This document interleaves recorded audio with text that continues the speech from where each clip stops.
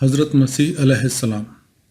England میں کئی برس یہ قانون نافذ رہا کہ 25 دسمبر کو کرسمس منانے والوں کو سخت سزائیں دی جائیں۔ 300 سال قبل جب انگلینڈ برطانیہ کی ایک دور افتادہ نو آبادی تھا تو ریاست میساچوسٹس کے ایک گاؤں کی ایک عورت اسی گاؤں کی ایک دوسری عورت کے پاس گئی جو کہ کرسمس منا رہی تھی۔ کرسمس منانے والی عورت جرمن ذات تھی اور اس نے سفیدے کا ایک درخت جسے وہ کھیتوں میں سے کاٹ کر لائی تھی اپنے مکان کے صحن میں گاڑا ہوا تھا اور اسے اچھی طرح سے سجا رکھا تھا۔ اس کے بچے اس درخت کے گرد ناچ رہے تھے اور ساتھ ہی ساتھ وہ حضرت مسیح علیہ السلام کی پیدائش کے گیت بھی گا رہے تھے۔ وہ مکمل جوش و خروش سے کرسمس کا تہوار منا رہے تھے۔ آخر اس میں برائی ہی کیا ہے؟ لیکن اس زمانے کے امریکہ کے پیورٹن حکمرانوں کو جب یہ خبر ملی تو انہوں نے اس جرمن عورت کو گاؤں کے جرگہ میں پیش ہونے کا حکم دیا اور کرسمس منانے کے جرم میں اسے گاؤں اور مذہب سے بے دخل کر دیا گیا۔ آخر اس عورت نے ایسی کون سی غلطی کی تھی؟ وہ کرسمس منانے کو نفرت کی نگاہ سے دیکھا کرتے تھے اور اپنی حکمرانی کے دور میں انہوں نے کرسمس کی چھٹی پر پابندی کر دی تھی اور اسے خدا کی توہین سمجھتے تھے۔ انہوں نے ایک قانون بھی پاس کروا لیا تھا۔ اس قانون کی رو سے اگر کوئی شخص کرسمس مناتا ہوا پکڑا جاتا تو جرمانے کے ساتھ عوام کے سامنے اسے کی بڑی بےزتی کی جاتی۔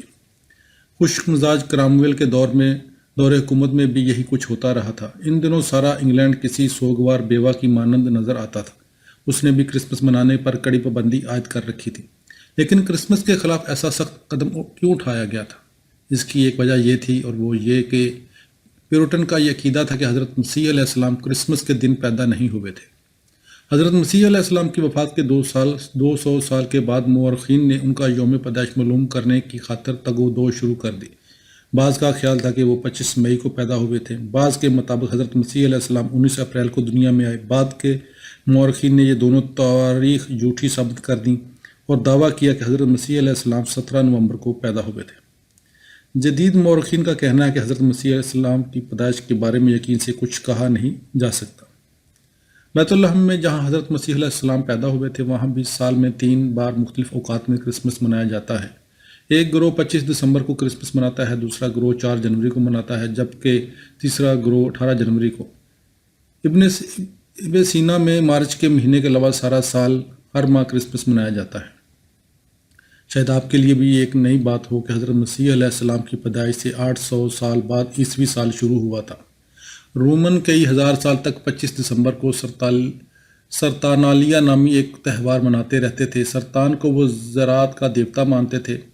ہر سال فصلوں کی کٹائی کے بعد وہ سرطان کے احترام میں ایک تہوار منایا کرتے تھے اور اس دن خوب جشن کیا کرتے تھے۔ وہ ایک دوسرے کو تحفے تحائف دیتے، اپنے گھروں کو اچھا سجاتے اور بچوں کو کھلونے خرید کر دیا کرتے۔ جب عیسائیت روم کا سرکاری مذہب قرار پائی اور اس وقت کے رومن حکمرانوں نے یہ قانون منظور کیا کہ سرطانالیہ تہوار کے ساتھ حضرت مسیح علیہ السلام کا یوم پیدائش بھی منایا جائے گا تو اس طرح سے دو تہوار ایک دوسرے میں مدغم ہو گئے۔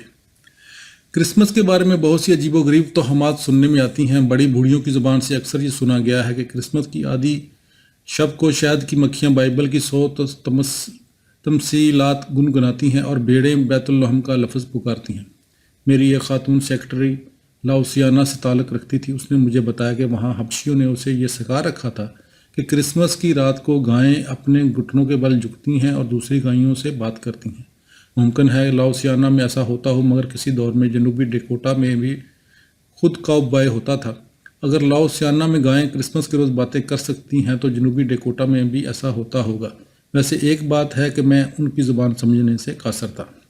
بوڑھا سانتا کلاز جو کہ کرسمس کی شب کو آپ کے گھر میں چپکے سے داخل ہو جاتا ہے لوگوں کا پہلا دیوتا تھا۔ وہ روم کے بچوں کے لیے ہزاروں سال تک تحفے تحائف لاتا رہا۔ جب وہ شمال سے وارد ہوتا تو گھنٹیوں کی آوازیں سنائی دیتی ہیں۔ دوسرے دیوتاؤں کی مانند اس کا مسکن بھی قطبی ستارے کے پاس ہے۔ آج کے دور میں کرسمس کے بارے میں اختلافات کی پرواہ کون کرتا ہے؟ آج تو مغربی دنیا میں اسے ایک خوشگوار چھٹی سمجھا جاتا ہے۔ لینن کسی زمانے میں وہ در بدر مارا پھرتا تھا لیکن آج اس کی پوجا ہوتی ہے۔ میں آپ کو ایک ایسے آدمی کے بارے میں بتاتا ہوں جسے مرے ہوئے 70 سال ہو چکے ہیں اور اس کے باوجود اس کے نام پر ایک شہر کا نام رکھا گیا ہے اور 10 کروڑ انسان اسے مجازی خدا سمجھتے ہیں۔ اس کا نام لینن تھا۔ اس نے روس میں دنیا کے ایک عظیم ترین معاشی تجربے کا آغاز کیا۔ یہ ممکن نہیں کہ اس تجربے کا اثر مجھ پر، آپ پر، بلکہ ہر شخص پر نہ پڑے۔ لینن پستہ قد کا حامل تھا، وہ گنجا اور جریوں زدہ آدمی تھا۔ وہ کرسی پر بیٹھا ہوتا تو اس کے پیر زمین تک نہیں جاتے تھے۔ اسے اپنے لباس اور حلیے کی کوئی پرواہ نہیں تھی۔ عام طور پر اس کی پتلون ضرورت سے زیادہ لمبی ہوتی تھی، اس کی ناک ذرا سی اوپر کو اٹھی ہوئی تھی اور وہ ایک آنکھ سے بینگا تھا۔ یقینی طور پر اس نے ساری عمر کبھی ریشمی ہیٹ یا فراک کوٹ نہیں پہنا ہوگا۔ اس کی ازواجی زندگی بہرحال پرمسرت تھی۔ اس کی بیوی اس سے اتنا پیار کرتی تھی کہ جب لینن جلا وطن ہوا تو وہ اس سے جدا ہونے پر رضامند نہ ہوئی۔ اس نے لینن کے ساتھ ہی جلا وطنی اختیار کی تھی، اپنے شوہر کی دیکھ بھال کرنا چاہتی تھی۔ جب وہ سائبیریا میں خانساماں تھا اور اس کے پاس بہت وقت ہوتا تھا، لہٰذا وہ شطرنج کا ایک نامور کھلاڑی بن گیا۔ وہ ایک وقت میں کئی کھلاڑیوں کے ساتھ شطرنج کھیل سکتا تھا۔ وہ شطرنج کا اس قدر دل دادہ ہو گیا تھا کہ وہ دور دراز رہائش پذیر دوستوں سے بذریعہ ڈاک شطرنج کھیلا کرتا تھا۔ بچپن میں لینن بڑا سنجیدہ اور اداس رہا کرتا تھا۔ وہ شاذ و نادر ہی دوسرے بچوں کے ساتھ کھیلا کرتا تھا۔ اس نے کبھی کثرت سے کھیل نہ کھیلے تھے۔ جب وہ جوان ہوا تو اس نے موسیقی، شاعری یا مذہب میں کسی دلچسپی کا اظہار نہ کیا۔ البتہ اس نے قانون کا مطالعہ کیا تھا۔ وہ 4 زبانیں بول سکتا تھا، یعنی فرانسیسی، روسی، جرمن اور انگریزی۔ روسی حکومت نے اس کے بھائی کو پھانسی کی سزا دی تھی کیونکہ اس نے الیگزینڈر سوم کو ہلاک کرنے کی کوشش کی تھی۔ بعد میں حکومت نے لینن کو بھی اس وجہ سے جلا وطن کر دیا کہ وہ انتہا پسندانہ خیالات رکھتا تھا۔ اسے جلا وطن کر کے برفانی سائبیریا کے ایک چھوٹے سے قصبے میں بھیج دیا گیا۔ وہاں لینن نے خود اپنی آنکھوں سے روسی دہقانوں کی المناک مفلسی کا منظر دیکھا۔ وہ اس قدر مفلس تھے کہ بس بڑے بڑے تہواروں کے موقع پر ہی ان بیچاروں کو گوشت نصیب ہوتا تھا، یعنی کہ سال کے صرف 20 دن انہیں گوشت ملتا تھا۔ 1891 عیسوی کی زبردست قحط سالی میں جب لاکھوں غریب، غربت زدہ اور فاقہ زدہ کسان ٹائیفائڈ اور ہیضے کا شکار ہو کر مر گئے تو لینن کو اس بات کا یقین ہو گیا کہ کوئی انتہائی اقدام کیے بغیر چارہ نہیں۔ اس کے بعد وہ آتش خو انقلاب پرست بن گیا۔ اگلے 25 سال میں وہ مختلف ممالک میں گھومتا پھرتا رہا۔ کبھی اسے اس ملک سے باہر نکالا جاتا اور کبھی اس ملک سے۔ اس نے مختلف اوقات میں Germany, Austria, France, Poland, Switzerland, انگلستان میں زندگی بتائی۔ جب وہ انگلستان میں تھا تو گھنٹوں کارل مارکس کی قبر پر بیٹھا رہتا تھا۔ کارل مارکس اشتراکیت کا بانی تھا۔ کبھی کبھی وہ گرفتاری سے بچنے کی خاطر کسان یا ملاح یا فیکٹری مزدور کا بہروپ بھر لیتا، کبھی نکلی گل مچھے لگاتا، کبھی عورت کا بیس بدل کر گھومتا پھرتا۔ جب بھی وہ سفر کرتا تھا تو اس کے صندوق میں ایک خفیہ پیندہ ہوتا تھا۔ اس میں اس کے خفیہ کاغذات اور خطرناک دستاویزات ہوتی تھی۔ کبھی وہ اپنی خفیہ دستاویزات اپنی ترکاری کے باغ میں دبا کر ان کے اوپر پیاز اور کرم کلے بو دیا کرتا تھا۔ اس نے جیل میں ایک انقلابی کتاب تحریر کی۔ وہ چاہتا تھا کہ اس کتاب کے بارے میں حکام کو پتہ نہ چلے۔ اس نے اسے سیاہی کے بجائے دودھ سے تحریر کیا تھا۔ جب ایسی تحریر کو گرم پانی میں ڈبویا جاتا تو الفاظ ظاہر ہوتے۔ اس نے یہ فن اپنے شاگردوں کو بھی سکھا رکھا تھا۔ وہ بھی خط لکھتے وقت یہی طریقہ کار استعمال کرتے تھے۔ جب لینن کے پاس ایسا کوئی خط آتا تو وہ جیل کے پہرے دار سے چائے منگواتا اور آنکھ بچا کر خط کو چائے میں ڈبوتا اور خفیہ تحریر پڑھ لیا کرتا۔ نومبر 1917 عیسوی میں لینن روس کا ڈکٹیٹر بنا اور اس نے ساری املاک و حق سرکار ضبط کر لی۔ جب کسانوں نے قبضہ کرنا شروع کیا تو بڑے بڑے جاگیردار دہشت کے مارے ادھر ادھر بھاگ کھڑے ہوئے۔ کسانوں نے بڑے بڑے نادر اور نفیس مشجر پردے کو کاٹ کر جوتے بنائے اور جن انمول گلدانوں کو یورپ کے استاذ کوزاگروں نے تیار کیا تھا انہیں اچار کے مرتبان کے طور پر استعمال کیا گیا۔ روس اس وقت قحط کا شکار تھا اور لینن اس کے لیے چائے میں شکر نہیں ڈالتا تھا کہ دوسرے لوگ بھی شکر سے محروم تھے۔ حالانکہ وہ روس کا سب سے بڑا حکمران تھا، لیکن وہ خود معمولی سے معمولی سامان طائش کو بھی استعمال نہیں کرتا تھا۔ اس نے سیکرٹریوں کے عملے کے بغیر روس پر حکومت کی اور شاذ و نادر ہی کسی اور سے اپنا خط لکھوایا۔ وہ روزانہ 18-20 گھنٹے کام کیا کرتا تھا اور اپنے سارے خطوط خود ہی لکھا کرتا تھا۔ 5 سال کے بعد اسے شریانوں کی سختی کی بیماری ہو گئی۔ اس پر فالج کا حملہ ہوا۔ فالج کے اثر سے وہ بولنے سے معذور ہو گیا۔ اسے کسی بچے کی مانند دوبارہ بولنا سیکھنا پڑا۔ اس کا دایاں ہاتھ فالج سے بیکار ہو گیا تھا۔ اس نے بائیں ہاتھ سے لکھنا سیکھ لیا۔ 2 سال تک وہ بے جگری سے موت کا مقابلہ کرتا رہا اور بار بار یہی کہتا رہا کہ ابھی مجھے بہت سا کام کرنا ہے۔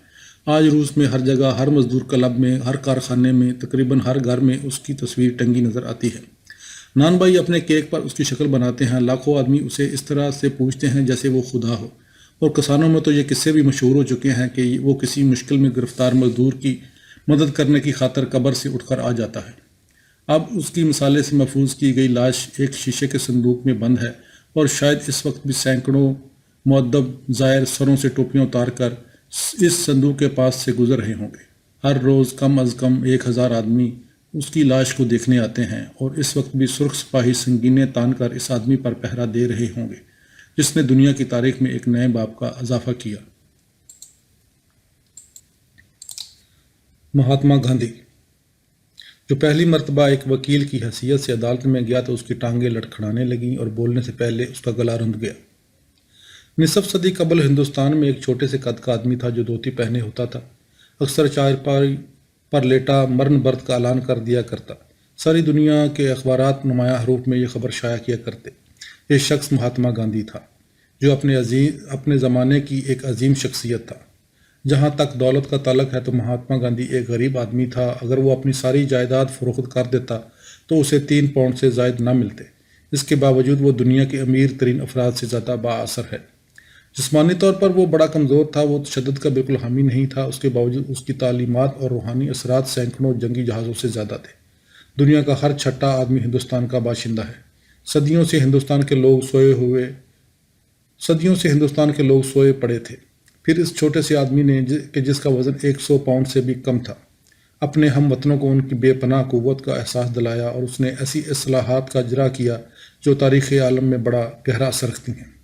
گاندھی ایک عجیب و غریب انسان تھا۔ مثلا ان کے سارے دانت مصنوعی تھے۔